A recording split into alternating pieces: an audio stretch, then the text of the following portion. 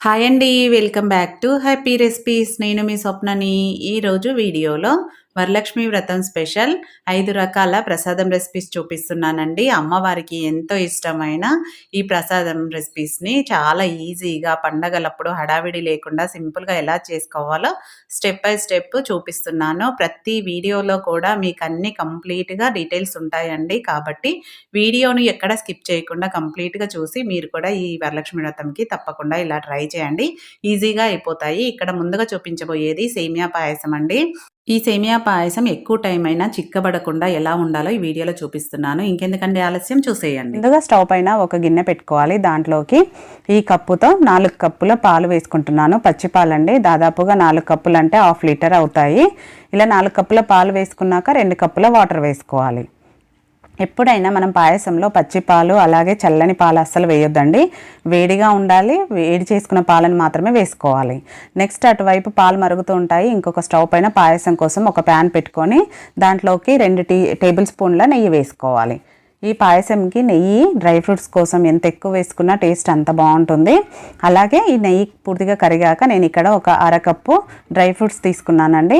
వీటిలో dry fruits కూడా ఎంత ఎక్కువగా ఉంటే అంత బాగుంటుంది. నేను ఇక్కడ బాదం, కాజు అలాగే కిస్మిస్ తీసుకున్నాను. కొంచెం ఎండు కొబ్బరి తీసుకున్నాను. మీకు నచ్చినవి ఏవైనా తీసుకోవచ్చు. వీటిని లో ఫ్లేమ్లోనే మంచి గోల్డెన్ కలర్ వచ్చే వరకు ఫ్రై చేసుకోవాలి. ఫ్లేమ్ని అసలు పెంచొద్దండి. ఇలా మంచి కలర్ వచ్చాక ఇప్పుడు వీటిని ఒక ప్లేట్లోకి తీసేసుకోవాలి. నెయ్యిలోంచి డ్రై ఫ్రూట్స్ని మాత్రమే ఇలా ప్లేట్లోకి తీసేసుకోవాలి. డ్రై ఫ్రూట్స్ ఇలా మంచి కలర్లోకి రావాలండి, గోల్డెన్ కలర్లోకి. ఇప్పుడు వాటిని పక్కన పెట్టుకున్నాక నెక్స్ట్ మనం ఏ కప్పుతో పాలు తీసుకున్నామో అదే కప్పుతో ఒక కప్పు సేమియా వేసుకోవాలి. ఇందులో నెయ్యి ఉంది కాబట్టి నేను వేసేసుకున్నానండి. ఒకవేళ మీకు గనక నెయ్యి తక్కువ వేసుకొని లేదనుకోండి, కొంచెం నెయ్యి యాడ్ చేసుకోండి. 2 టేబుల్ స్పూన్లు వేసారంటే కరెక్ట్గా సరిపోతుంది నేను చూపించిన మెజర్మెంట్కి అయితే. ఈ సేమియాని కూడా మంచి గోల్డెన్ కలర్ వచ్చే వరకు లో ఫ్లేమ్లోనే ఫ్రై చేసుకోవాలి. చూడండి, ఈ విధంగా గోల్డెన్ కలర్లోకి రావాలి. ఇలా వచ్చాక ఇప్పుడు మనము స్టవ్ పైన కూడా పాలు పెట్టుకున్నాం కదా, ఆ పాలు కూడా ఒక పొంగు వచ్చాయి కదా. ఇప్పుడు స్టవ్ ఆఫ్ చేసేసుకొని ఈ పాలను దాంట్లోకి వేసేసుకోవాలి. సేమియాలోకి కొంచెం నెమ్మదిగా వేసుకోవాలండి. వేడిగా ఉన్నాయి కాబట్టి పొంగుతుంది, ఇలా పైకి వస్తుంది కాబట్టి కొంచెం నెమ్మదిగా వేసేసుకొని ఇప్పుడు సేమియా పాలు మొత్తం కలిసేలాగా మీడియం ఫ్లేమ్లో పెట్టి ఉడికించుకోవాలి. మీరు ఒకవేళ కండెన్స్డ్ మిల్క్ వేసుకుంటే గనక వాటర్ని తగ్గించి వేసుకోండి. ఒక కప్పు పాలనన్నా వాటర్నన్నా తగ్గించుకోండి. లేదు ఓన్లీ పంచదార మాత్రమే వేసుకుంటామంటే మాత్రం ఇలా 6 కప్పులు వేసుకోవాలన్నమాట. 4 కప్పులు పాలు, 2 కప్పుల వాటర్ వేసుకోవాలి. సేమియాను ఇలా మీడియం ఫ్లేమ్లో పెట్టుకొని ఉడికించుకోవాలి. ఫస్ట్ అంతా లో ఫ్లేమ్లో చేసుకొని తర్వాత పాలు పోసాక మీడియం ఫ్లేమ్లో ఉడికించుకోవాలి. ఇలా మధ్య మధ్యలో చెక్ చేసుకుంటే సరిపోతుంది. చూడండి, మనకు సేమియా అనేది కుక్ అయిపోయింది. మరీ మెత్తగా అవ్వద్దండి. ఇలా కొంచెం సాఫ్ట్గా అయితే సరిపోతుంది. మనం ఇలా విరగొట్టగానే 2 భాగాలు అయితే సరిపోతుంది. సేమియా ఉడికింది కదా, ఇప్పుడు 1/2 కప్పు పంచదార వేసుకుంటున్నాను. పంచదార ఎక్కువ వేయొద్దండి, 1/2 కప్పు సరిపోతుంది. అలాగే కొంచెం ఇలాచీ పౌడర్ కూడా వేసుకోవాలి. వేసుకొని ఈ పంచదార అంతా కరిగే వరకు ఇప్పుడు కూడా మీడియం ఫ్లేమ్లోనే పెట్టుకుని కరిగించుకోవాలి. పంచదార మొత్తాన్ని కరిగించుకున్నాక ఒకసారి మళ్ళీ ఇలా కలిపేసుకుంటే నెక్స్ట్ దీంట్లోకి మనం ఆల్రెడీ డ్రై ఫ్రూట్స్ వేయించి పెట్టుకున్నాం కదా, అవి వేసేసుకోవాలి. ఆల్మోస్ట్ మనకు సేమియా కుక్ అయింది కాబట్టి జస్ట్ పంచదార కరిగే వరకు ఉడికించుకున్నాక డ్రై ఫ్రూట్స్ కూడా వేసేసుకొని ఇప్పుడు ఒకసారి మొత్తం అంతా బాగా కలిసేలాగా కలుపుకొని నెక్స్ట్ స్టవ్ ఆఫ్ చేసేసుకోవాలి. చూడండి, ఈ కన్సిస్టెన్సీలో ఉండాలి. మరీ చిక్కబడి దగ్గర పడే వరకు ఉడికించామనుకోండి, చల్లారాక పూర్తిగా గట్టిగా అయిపోతుంది. కాబట్టి ఈ కన్సిస్టెన్సీలో ఉన్నప్పుడు స్టవ్ ఆఫ్ చేసేసుకొని అమ్మవారికి నైవేద్యంగా పెట్టేయడమే. చూడండి, ఇది ఎక్కువ టైం అయినా కూడా అస్సలు చిక్కబడకుండా ఇలానే ఉంటుంది కన్సిస్టెన్సీ అనేది.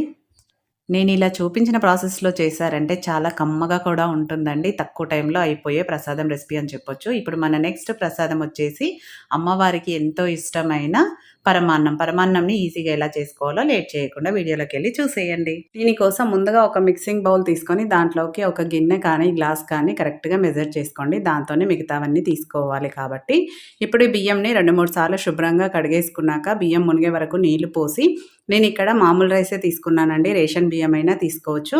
మూత పెట్టి 1 గంట సేపు రెస్ట్ ఇవ్వాలి.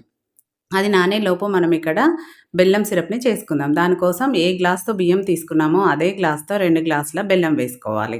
అలాగే అర గ్లాస్ నీళ్లు పోసుకొని బెల్లంని కరిగించుకోవాలి. స్టవ్ పైన పెట్టి బెల్లంని కరిగించుకుందాం. మీడియం టు హై ఫ్లేమ్లో పెట్టుకొని బెల్లం కంప్లీట్గా కరిగిపోయాక ఒక 2, 3 నిమిషాల పాటు కలుపుతూ ఉడికించుకోవాలి. మనకు గులాబ్ జామ్‌ల పాకం ఎలా ఉంటుందో తీగ పాకం అలా రావాలనమాట. అప్పటి వరకు ఉడికించుకోవాలి. చూడండి కన్సిస్టెన్సీ ఈ విధంగా ఉంటుంది. మీరు కావాలంటే ఒకసారి చెక్ చేసుకోండి. తీగ పాకంలాగా వస్తే సరిపోతుంది. ఇప్పుడు దాన్ని పక్కన పెట్టేసుకొని నెక్స్ట్ నేనిక్కడ ప్రసాదం గిన్నె తీసుకున్నానండి. దాంట్లోకి ఒక గ్లాసు రైస్‌కి 2 గ్లాసుల పాలు తీసుకుంటున్నాను. పాలు చిక్కగా ఉండాలి. అప్పుడే మనకు ప్రసాదం అనేది పరమాన్నం అనేది క్రీమీగా ఉంటుంది. కాబట్టి గుర్తుపెట్టుకోండి 2 గ్లాసుల పాలకి 2 గ్లాసుల నీళ్లు పోసుకోవాలి. ఒకవేళ మీరు రెగ్యులర్‌గా తినే బియ్యం పాత బియ్యం అనుకోండి ఇంకొక గ్లాస్ వాటర్ వేసుకోండి ఎక్కువగా. ఎందుకంటే మనకు అన్నం అనేది మెత్తగా ఉడకాలి కాబట్టి కొంచెం వాటర్ ఎక్కువగానే ఉండాలి. మీరు పాలు కానీ, వాటర్ కానీ ఏదైనా కొంచెం ఎక్కువే వేసుకోండి ఒక గ్లాసు. పాలను పొయ్యి మీద పెట్టి ఇలా ఒక పొంగొచ్చే వరకు ఉడికించుకున్నాక పాలు పొంగుతున్నాయి కదా! ఇప్పుడు దీంట్లోకి మనం ఆల్రెడీ కడిగి పెట్టుకున్న బియ్యం ఉంది కదా! ఆ బియ్యం వేసేసుకోవాలి. ఇలా బియ్యం నీళ్లు లేకుండా వేసుకోవాలండి. ఎందుకంటే మనం కరెక్ట్ కొలతగా నీళ్లు పెట్టుకున్నాం కాబట్టి దాంట్లో నీళ్లు వేసుకోవద్దు. ఇప్పుడు బియ్యంని బాగా ఉడికించుకోవాలి. దగ్గరే ఉండి మధ్య మధ్యలో కలుపుతూ ఉడికించుకోవాలి. కొంచెం దగ్గర పడ్డాక మూత తీసేసి ఉడికించుకుంటే సరిపోతుంది. చూడండి ఉడకడానికి వచ్చింది కదా! ఇప్పుడు మూత తీసేసి ఉడికించుకోవాలి. ఇప్పుడు మీడియం ఫ్లేమ్‌లో పెట్టి దగ్గరికి అయ్యే వరకు ఉడికించుకోవాలనమాట. మధ్య మధ్యలో కలుపుతూ ఉండాలి. పాలు కదా పొంగకుండా ఉండడం కోసం చూడండి ఆల్మోస్ట్ దగ్గర పడింది. మీరు ఒకసారి చెక్ చేసుకున్నా సరిపోతుంది. అన్నం ఉడికిందా లేదా చూసుకోవచ్చు. చూడండి అన్నం అనేది కొంచెం మెత్తగానే ఉడికిపోయింది. కాకపోతే మనకి ఇక్కడ ఇంకా పాలున్నాయి కదా దాంట్లో కాబట్టి ఒక 2 నిమిషాల పాటు మీడియం ఫ్లేమ్‌లో పెట్టి అది కాస్త దగ్గర పడే వరకు ఉడికించుకోవాలి. మరీ ఎక్కువ అవసరం లేదండి. కొంచెం దగ్గర పడితే సరిపోతుంది. చూడండి వీడియోలో చూపిస్తున్నట్టు ఈ విధంగా పాలనేది పూర్తిగా దగ్గర పడి అన్నం ఇంకాస్త మెత్తగా అయిపోతుంది. మనకు పరమాన్నంకి అన్నం మెత్తగానే ఉండాలి. స్టవ్ ఆఫ్ చేసేసుకొని ఇప్పుడు దీన్ని స్టవ్ పై నుంచి దించి కింద పెట్టేసుకోవాలి. 1 నిమిషం పాటు కొంచెం చల్లారనివ్వాలండి. ఎక్కువ టైం అవసరం లేదు. 1-2 నిమిషాలు పక్కన పెట్టేసుకొని తర్వాత దీంట్లోకి మంచి ఫ్లేవర్ కోసం కొంచెం ఇలాచి పొడి అలాగే పచ్చకర్పూరం వేస్తున్నానండి. మీ దగ్గర ఉంటే వేసుకోండి. లేదంటే వేయకపోయినా పర్వాలేదు. వేస్తే మాత్రం మనకు గుళ్ళో పెట్టిన ప్రసాదంలాగా కమ్మటి టేస్ట్ వస్తుంది. ఇప్పుడు ఇవి 2 వేసుకొని బాగా కలుపుకోండి. మీరు కావాలంటే వీటిని స్టవ్ పైనే ఉంచినప్పుడు కూడా వేసుకోవచ్చు. ఇలా వేసుకున్నా పర్వాలేదు. ఇవన్నీ కలుపుకున్నాక మనకు ఆల్రెడీ బెల్లం సిరప్ చేసుకున్నాము. అది పూర్తిగా చల్లారిపోయింది కదా! దాన్ని దీంట్లోకి ఈ విధంగా వడగట్టుకోవాలి. బెల్లంలో ఏదైనా డస్ట్ ఉంటుంది కాబట్టి ఈ విధంగా వడగట్టుకోవాలి. ఇలా మనం బెల్లం పాకంని తీగ పాకంలాగా చేసాం కాబట్టి మనకిది చల్లారినా కూడా లూజ్‌గా అవ్వదండి. క్రీమీగా చాలా కమ్మగా ఉంటుంది. అలాగే ఇలా చేసుకున్నారనుకోండి సింపుల్‌గా అయిపోతుంది పండగలప్పుడు. చూడండి ఎంత క్రీమీగా కలర్‌ఫుల్‌గా ఉందో చాలా బావుంటుంది ప్రసాదం. ఇలా ఒకసారి ట్రై చేయండి. మీకే తెలుస్తుంది. ఇప్పుడు దీంట్లోకి డ్రై ఫ్రూట్స్ కోసం స్టవ్ పైన ఒక చిన్న ప్యాన్ పెట్టుకొని దాంట్లోకి 2 టేబుల్ స్పూన్ల నెయ్యి వేసుకొని డ్రై ఫ్రూట్స్ వేసుకోవాలనమాట. మీకు ఏవి నచ్చితే అవి వేసుకోండి. నేనైతే ఇక్కడ ముందుగా బాదం, కాజును ఇలా కట్ చేసుకొని వేసుకుంటున్నాను. ఇవి కొంచెం వేగడానికి టైం పడుతుంది కాబట్టి వీటిని ముందుగా వేయించుకున్నాక అలాగే కొన్ని కిస్మిస్ కూడా వేసుకున్నాను. వీటన్నిటిని మంచి కలర్ వచ్చే వరకు ఇలా వేయించుకున్నాక స్టవ్ ఆఫ్ చేసేసుకొని పరమాన్నంలోకి వేసేసుకోవడమే. అంతేనండి. చూసారు కదా! చాలా సింపుల్‌గా 10 నిమిషాల్లో రెడీ అయిపోతుంది. అలాగే కమ్మగా కూడా ఉంటుంది. ఇప్పుడు వచ్చేవన్నీ పండగలే కదండీ! పండగలప్పుడు ఎక్కువ పని, హడావిడి ఉంటుంది కదా! అలాంటి టైంలో ఇలా సింపుల్‌గా పరమాన్నం చేసి పెట్టండి. అమ్మవారికి ఎంతో ఇష్టమైన ఈ పరమాన్నంని వరలక్ష్మి వ్రతంకి తప్పకుండా ట్రై చేయండి. ట్రై చేసి మీకెలా కుదిరిందనేది కూడా ఫీడ్‌బ్యాక్ పెట్టండి. చూడండి ఇప్పుడు నైవేద్యంగా పెట్టేయడమే అమ్మవారికి. చాలా ఇష్టమైన ప్రసాదం అండి పరమాన్నము. ఇప్పుడు మన నెక్స్ట్ ప్రసాదం వచ్చేసి గారెలండి. మినప గారెలు ఎక్కువ ఆయిల్ పీల్చుకోకుండా పైన క్రిస్పీగా లోపల సాఫ్ట్‌గా ఉంటాయి. చూసేయండి మరి. దానికోసం ముందుగా ఒక మిక్సింగ్ బౌల్ తీసుకొని దాంట్లోకి ఏదైనా ఒక కప్పు కానీ, గ్లాస్ కానీ తీసుకొని మీకు కావాల్సిన వడలు క్వాంటిటీని బట్టి పప్పు తీసుకోండి. నేనైతే ఇక్కడ ఒక కప్పు వేసుకున్నాను. ఇలా పప్పు వేసుకున్నాక దీంట్లోకి ఒక టేబుల్ స్పూన్ బియ్యం వేసుకోవాలి. రేషన్ బియ్యమైనా వేసుకోండి. మామూలు రెగ్యులర్‌గా మనం తినే బియ్యమైనా వేసుకోవచ్చు. వేసుకొని వీటిని ఒక 2, 3 సార్లు శుభ్రంగా కడుక్కోవాలి. బాగా కడుక్కున్నాక ఇవి మునిగే వరకు నీళ్లు పోసుకోవాలి. కొంచెం ఎక్కువే పోసుకోవాలండి. నిండుగా పోసేసుకొని ఇప్పుడు దీనిపైన మూత పెట్టేసి ఒక 3-4 గంటల పాటు నానబెట్టుకోవాలి. మీకు టైం ఉంటే 5 గంటలైనా పెట్టుకోవచ్చు. నేను ఇక్కడ 4 గంటలు పెట్టానండి. 4 గంటల తర్వాత చూపిస్తున్నాను. మీరు మార్నింగ్ అమ్మవారికి నైవేద్యంగా చేయాలంటే నైటే నానబెట్టుకోండి. అలా పెట్టుకున్నా పర్వాలేదు. చూడండి పప్పు బాగా నానిపోయి ఉంటుంది కదా! ఇలా బాగా నానిన పప్పును నీళ్లు తీసేసి మళ్ళీ ఒకసారి మంచినీళ్ళతో శుభ్రంగా కడుక్కోవాలి. కడుక్కున్నాక చూడండి వాటర్ మొత్తం తీసేసాం కదా! ఇప్పుడు ఒక మిక్సీ జార్ తీసుకొని దాంట్లోకి వాటర్ వేయకుండా ఓన్లీ పప్పు మాత్రమే వేసుకోవాలి. ఇలా పప్పు వేసుకున్నాక 1 ఇంచ్ అల్లంని పైన పొట్టు తీసేసి నీట్‌గా కడుక్కొని వేసుకోవాలి.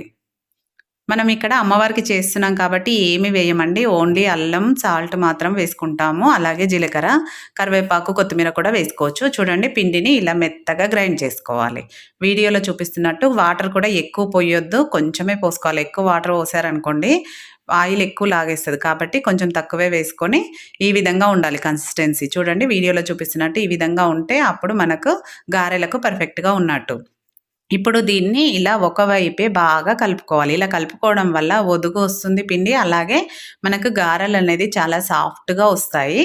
కాబట్టి ఇలా ఒకసారి బాగా కలుపుకున్నాక మళ్ళీ అంతా పిండి అంతా ఒక దగ్గరికి పెట్టేసి మీకు పిండి పర్ఫెక్ట్‌గా వచ్చిందో లేదో చూసుకోవడానికి ఒక గిన్నెలో వాటర్ తీసుకొని ఇలా పిండి ముద్ద వేస్తే అలానే ఉండాలనమాట. అప్పుడు మనకు పిండి పర్ఫెక్ట్‌గా ఉన్నట్టు. మరీ గట్టిగా లేదు, మరీ లూజ్‌గా లేదు. ఇప్పుడు దీనిపైన మూత పెట్టేసుకొని నేనిక్కడ ఒక గంట పాటు ఫ్రిడ్జ్‌లో పెట్టుకుంటున్నాను. మీకు ఒకవేళ టైం లేకపోతే హాఫ్ అన్ అవర్ అన్నా పెట్టుకోండి. అలా పెట్టుకోవడం వల్ల మనకు గారెలనేది వంట సోడా వేయకున్నా పర్ఫెక్ట్‌గా వస్తాయి.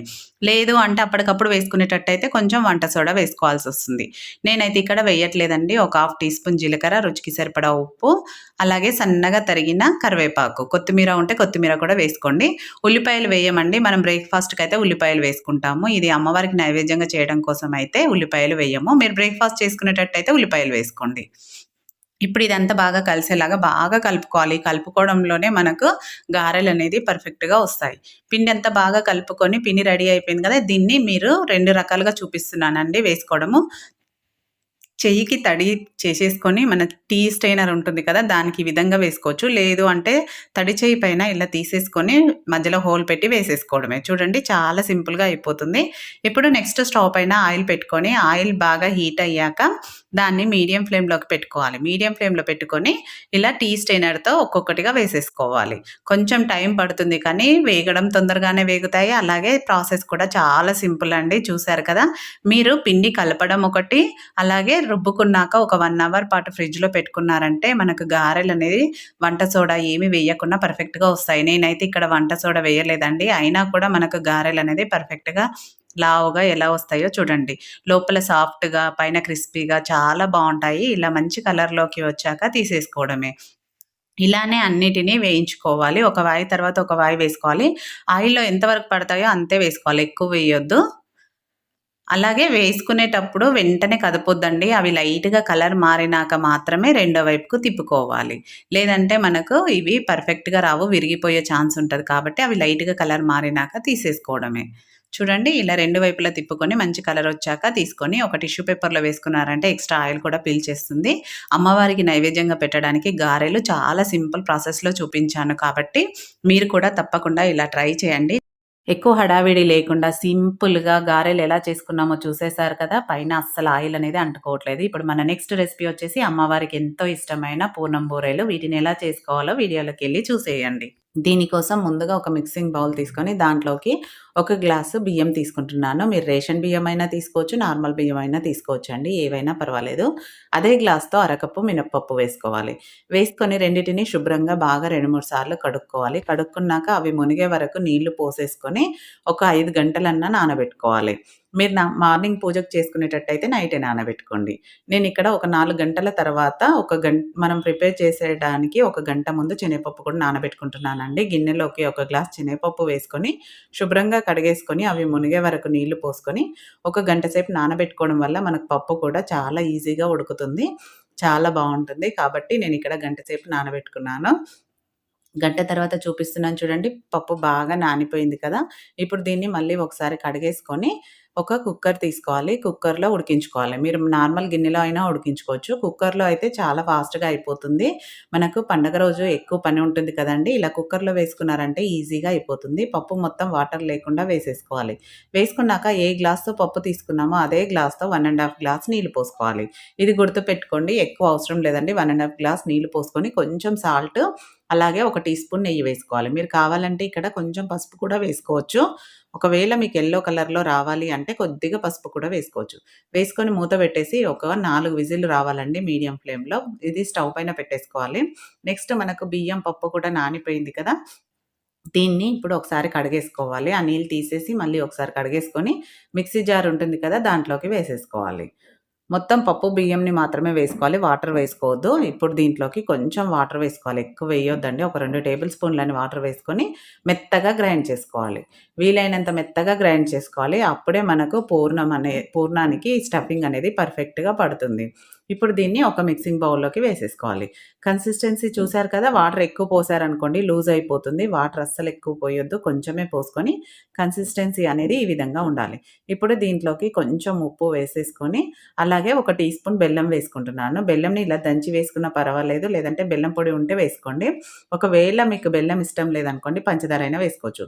ఇలా వేయడం వల్ల పూర్ణాలు పైన మంచి కలర్‌తో వస్తాయి. ఇదంతా వేసుకొని ఒకసారి బాగా కలుపుకున్నాక చూడండి కోటింగ్ అనేది ఈ విధంగా ఉండాలి.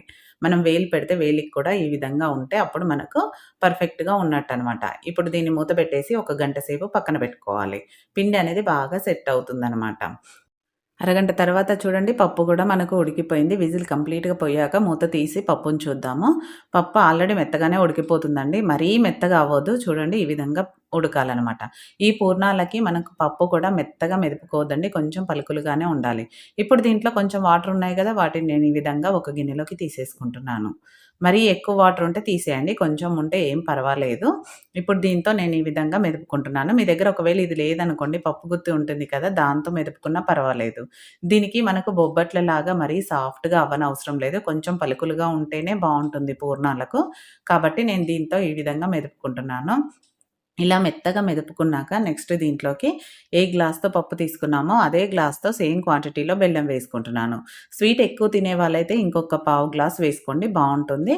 నేనైతే ఒక గ్లాస్ మాత్రమే వేసుకున్నాను. బావుంది ఇక్కడికైనా స్వీటు. ఇది కరెక్ట్‌గా సరిపోతుందనమాట మీడియంగా తినే వాళ్ళకి. ఇప్పుడు దీన్నంతా ఒకసారి కలిసేలాగా కలుపుకున్నాక స్టవ్ పైన పెట్టేసుకోవాలి. పెట్టుకొని మీడియం టు లో ఫ్లేమ్‌లో పెట్టుకుంటూ ఈ బెల్లం, పప్పు అంతా కలిసేలాగా కలుపుకోవాలి.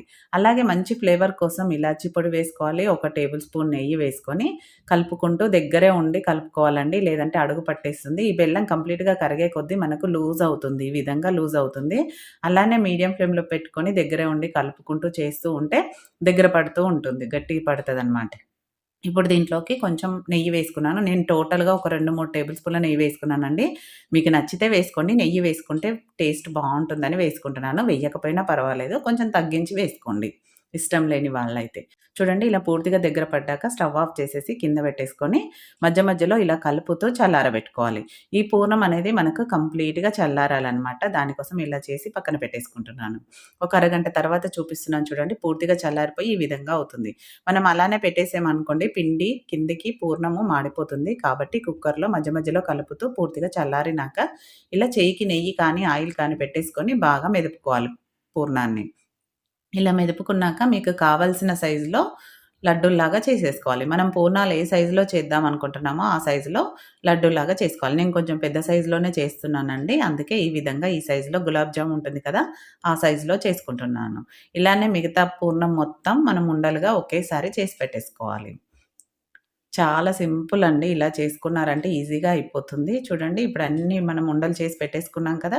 నెక్స్ట్ దీన్ని మనము దేంట్లో డిప్ చేయాలో అది చూద్దాము. అది కూడా 1 అవర్ అయింది మనం మిక్సీ పట్టి కాబట్టి పిండి కూడా బాగా సెట్ అయిపోతుంది. మీకు ఒకవేళ ఈ పిండి లూజ్ అయిందనుకోండి కొంచెం బియ్యం పిండి కలుపుకోండి. కానీ మరీ లూజ్ అయితే చెయ్యకండి. ఇలా ఉంటేనే మనకు పర్ఫెక్ట్‌గా వస్తుంది. వీటిని 2 రకాలుగా ఎలా వేయాలో చూపిస్తున్నాను. స్పూన్‌తో అయితే ఇలా తీసి ఇలా వేయండి. అసలు స్టఫింగ్ అనేదే బయటికి రాదు. చేయితో అయినా ఇగో ఇలా అద్ది వేశారనుకోండి ఇక్కడ మెయినొచ్చేసి మీకు పిండి అనేది పర్ఫెక్ట్‌గా ఉండాలండి. పిండి పర్ఫెక్ట్‌గా ఉందనుకోండి, పూర్ణాలు వేసుకోవడం చాలా ఈజీ. అసలు లూజ్‌గా ఉండొద్దు, గట్టిగా ఉండొద్దు. ఇలా నేను చూపించినట్టు ఉండాలి. ఇప్పుడు స్టవ్ పైన ఆయిల్ పెట్టేసుకొని, ఆయిల్ బాగా హీట్ అయ్యాక మీడియం ఫ్లేమ్‌లోకి పెట్టేసుకోవాలి. లేదంటే ఎక్కువ హీట్ అయిందనుకోండి, లో ఫ్లేమ్‌లో పెట్టేసుకొని పూర్ణాలు ఒక్కొక్కటిగా ఈ విధంగా వేసుకోవాలి. అలాగే వేసిన వెంటనే అస్సలు కదపొద్దండి. కొద్దిగా ఇలా మనకు లైట్‌గా కలర్ మారినట్టు అనిపించాక మాత్రమే వాటిని అన్ని వైపులా తిప్పుకుంటూ మంచి కలరొచ్చే వరకు ఫ్రై చేసుకోవాలి. ఒకవేళ మీరు అలానే తీశారనుకోండి పైన కోటింగ్ పోతుంది. కాబట్టి అవి కొంచెం వేగినాక మాత్రమే అటు ఇటు తిప్పుకుంటూ మంచిగా ఇలా కలరొచ్చాక తీసేసుకోవడమే ఆయిల్ నుంచి. చూడండి ఎంత బాగా వచ్చాయో. మనకు స్టఫింగ్ అనేది ఎక్కడా బయటకు రాలేదు. కాబట్టి ఈసారి వరలక్ష్మి వ్రతంకి నేను చూపించిన ప్రాసెస్‌తో చేయండి. మీరు కూడా పర్ఫెక్ట్‌గా చేస్తారు. పూర్ణం అనేది అస్సలు బయటకు రాదు. అలాగే చేసుకోవడం కూడా చాలా సింపుల్‌గా అయిపోతుంది. ఇక్కడ మీకొక విషయం చెప్పాలండి. ఎవరైనా మన ఛానల్ కొత్తగా చూస్తున్నట్టయితే ప్లీజ్ సబ్స్క్రైబ్ చేసి సపోర్ట్ చేయండి. అలాగే హైప్ కూడా ఇవ్వండి. ఇలాంటి ప్రసాదాలు మన ఛానల్‌లో చాలా ఉన్నాయి. మీకు వీలైతే వెళ్లి చెక్ చేయండి. అన్నీ కూడా చాలా సింపుల్ ప్రాసెస్‌లో ఉంటాయి. ఇక వీడియోలోకొచ్చేస్తే చూడండి, ఒక వాయి తర్వాత ఇంకొక వాయి వేసుకుంటే ఒక్కరే చాలా ఈజీగా ఒకే చేయితో చేసుకోవచ్చండి. పూర్ణాలు కూడా చాలా సింపుల్‌గా అయిపోతాయి. అలాగే కమ్మగా కూడా ఉంటాయి. చూడండి, పైన క్రిస్పీగా లోపల సాఫ్ట్‌గా బాగున్నాయి కదా!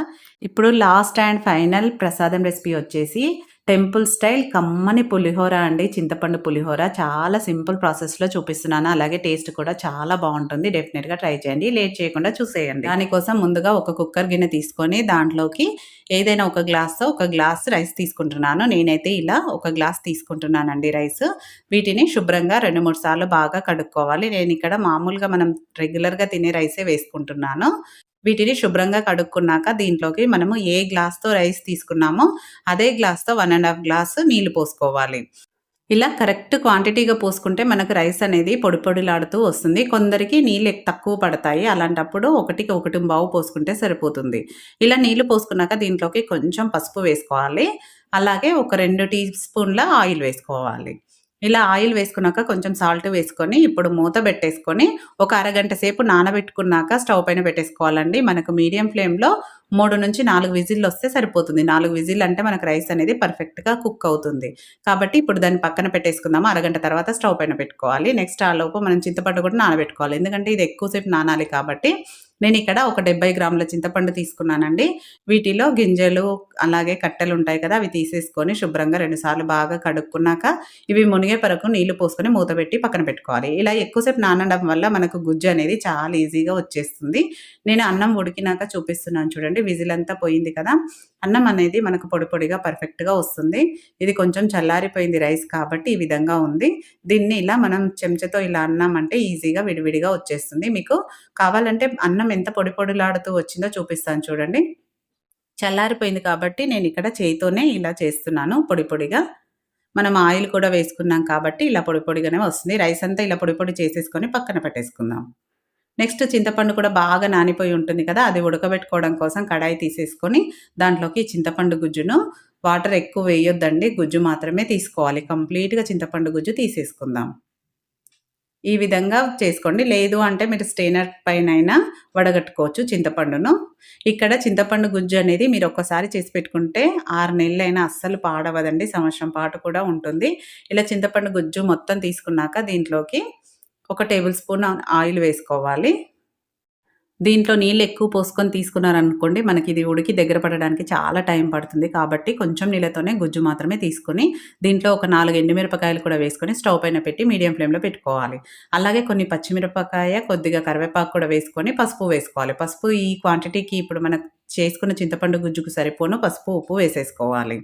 వేసుకొని వీటిని మీడియం ఫ్లేమ్‌లో పెట్టి, ఈ చింతపండు గుజ్జు అనేది బాగా దగ్గరకు పడే వరకు మధ్య మధ్యలో కలుపుతూ ఉడికించుకోవాలి. దీన్ని ఒక వైపు పెట్టేసుకొని, ఇంకో వైపు స్టవ్ పైన ప్యాన్ పెట్టుకొని దాంట్లోకి మనం ఇక్కడ పొడిని ప్రిపేర్ చేసుకుంటాం. దానికోసం ఒక టేబుల్ స్పూన్ శనగపప్పు, ఒక టేబుల్ స్పూన్ మినపప్పు, ఒక టేబుల్ స్పూన్ ధనియాలు వేసుకొని లో ఫ్లేమ్‌లోనే వీటిని మంచి కలర్ వచ్చే వరకు ఫ్రై చేసుకోవాలి. ఇవి వేగుతూ ఉంటే మనకు మంచి సువాసన వస్తుంది. అప్పటి వరకు లో ఫ్లేమ్‌లోనే బాగా ఫ్రై చేసుకున్నాక ఒక హాఫ్ టీ స్పూన్ మెంతులు కూడా వేసుకోవాలి. ఇలా వేసుకొని వీటన్నిటిని లో ఫ్లేమ్‌లోనే బాగా ఫ్రై చేసుకోవాలనమాట. ఇవి ఆల్మోస్ట్ ఫ్రై అయ్యాక దీంట్లోకి ఒక గుప్పెడు నువ్వులు వేసుకోవాలి. నువ్వులనేది మన ఇష్టమండి. కొంచెం ఎక్కువ వేసుకుంటేనే ఈ చింతపండు పులిహోరకి టేస్ట్ కమ్మగా ఉంటుంది. అలాగే ఒక టీ స్పూన్ అన్ని ఆవాలు వేసుకోవాలి. ఇప్పుడు స్టవ్ ఆఫ్ చేసుకున్నాకనే ఆవాలు వేసుకోవాలి. ఎందుకంటే ఆ వేడికే నువ్వులు, ఆవాలు వేగిపోతాయి. వీటిని ఒక ప్లేట్‌లో వేసేసుకొని పూర్తిగా చల్లారనివ్వాలి. ప్యాన్‌లోనే ఉంచామంటే అవి వేడికి ఇంకా మాడిపోతాయి కాబట్టి ప్లేట్‌లో వేసుకోవాలి. చూడండి, ఒకవైపు చింతపండు గుజ్జు దగ్గర పడుతుందిగా దీంట్లోకి ఒక టీ స్పూన్ బెల్లం వేసుకున్నాను. ఎప్పుడైనా చింతపండు గుజ్జులో బెల్లం కూడా వేసుకోవాలి కొంచెము. ఇప్పుడు చూడండి, ఇలా ఉడుకుతూ ఉండగానే దగ్గర ఉండి కలుపుతూ ఉంటే ఈ మాత్రం వస్తే మనకు ఇది కరెక్ట్‌గా ఉందనమాట కన్సిస్టెన్సీ ఇలా ఉండాలి. దీన్ని ఒకసారి కలిపేసుకొని స్టవ్ ఆఫ్ చేసేసుకోవడమే. ఇది ఎక్కువ గనుక చేసి పెట్టుకున్నారంటే మీకు సంవత్సరం పాటు కూడా నిల్వ ఉంటుందండి ఫ్రిడ్జ్‌లో పెట్టుకుంటే చల్లారాక. నెక్స్ట్ ఇప్పుడు పోపు పెట్టుకుందాం. పోపు కోసం స్టవ్ పైన ఇలా వెడల్పుగా ఉన్న కడాయి ఒకటి పెట్టేసుకొని దాంట్లోకి 3 టేబుల్ స్పూన్ల ఆయిల్ వేసుకోవాలి. చింతపండు పులిహోరకు కొంచెం ఆయిల్ ఎక్కువే పడుతుంది. అలా వేసుకున్నాక ఒక పావు కప్పు పల్లీలు వేసుకోవాలి. పల్లీలను ముందుగా ఇలా బాగా వేయించుకోవాలండి. అవి మంచిగా వేగాలనమాట. అందుకే ముందుగా పల్లీలను వేయించుకొని ఇవి ఆల్మోస్ట్ వేగినాక దీంట్లోకి కొంచెం కాజు కూడా వేసుకుంటున్నాను. ఇలా కాజు, పల్లీలు బాగా వేగినాక మంచి కలరొచ్చాక వీటిని ఆయిల్ నుంచి తీసేసుకోవడమే. చూడండి ఇలా కలరొచ్చాక ఆయిల్ నుంచి తీసేసుకోవాలి. మరీ ఎక్కువ వేగనివ్వొద్దండి. ఇలా మంచి కలరొస్తే సరిపోతుంది. మిగతా ఆయిల్‌లో ఒక 2 టేబుల్ స్పూను శనగపప్పు, మినపప్పు కలిపి వేసేసుకోండి సరిపోతుంది. ఇవి కొంచెం వేగినాక ఆయిల్‌లో నెక్స్ట్ ఒక టేబుల్ స్పూను ఆవాలు, జీలకర్ర కూడా వేసుకోవాలి. ఆవాలు కూడా కొంచెం చిటపటమన్నాక నెక్స్ట్ దీంట్లోకి ఒక్కొక్కటిగా యాడ్ చేసుకోవాలి. ముందుగా ఎండుమిరపకాయలు వేసేసుకున్నాను. ఈ ఎండుమిరపకాయలు కూడా కొంచెం వేగినాక కొంచెం ఇంగువ వేసేసుకోవాలి. ఇంగువ మాత్రం ఉంటే తప్పకుండా వేసుకోండి. పులిహోరకి మంచి టేస్ట్, ఫ్లేవర్ కూడా ఉంటుంది. అలాగే పచ్చిమిర్చి, కరివేపాకు కూడా వేసుకోవాలి. ఇవన్నీ వేసుకొని ఆయిల్‌లో కొంచెం చేసుకున్నాక స్టవ్ ఆఫ్ చేసేసుకోవాలి. స్టవ్ ఆఫ్ చేసుకుంటే ఆ వేడికి పచ్చిమిర్చి ఆయిల్‌లో బాగా వేగుతుందనమాట. ఇలా వేగినాక నెక్స్ట్ దీంట్లోకి మనం కొంచెం పసుపు ఆల్రెడీ దాంట్లో వేసుకున్నాం కాబట్టి కొద్దిగా మనకు రైస్‌కి సరిపోను. రైస్‌లో కూడా వేసుకున్నాం కదా! కాబట్టి కొంచెం తక్కువే వేసుకోండి చూసి. ఇలా వేసుకొని పోపంతా వేగిపోయింది. పోపు రెడీ అయిపోయిందిగా దాన్ని కింద దించేసుకొని మనం ఆల్రెడీ కలిపి పెట్టుకున్న రైస్ వేసుకుంటున్నాను. మీరు కావాలంటే చింతపండు గుజ్జు వేసుకోవచ్చు దాంట్లో ముందుగా.